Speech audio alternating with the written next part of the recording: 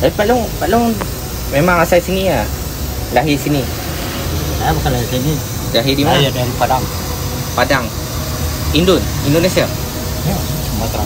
Oh, Sumatera, dari Sumatera. Ini resepi dari Sumatera. Ini resepi dia apa?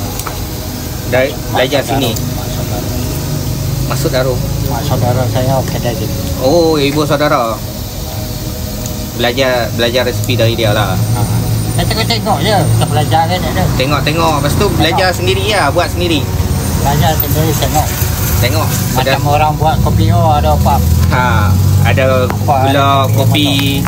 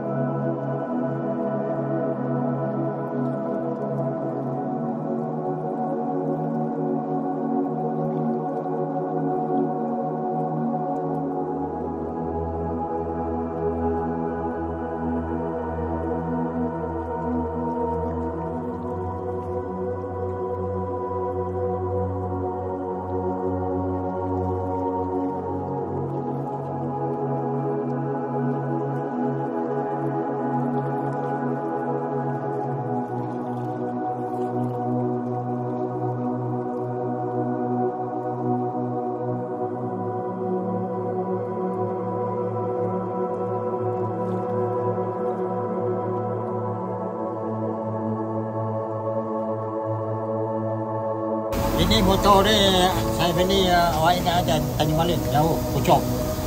Ni beli di Puchong.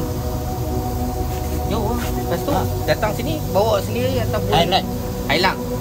Naik Highland ah. Highland.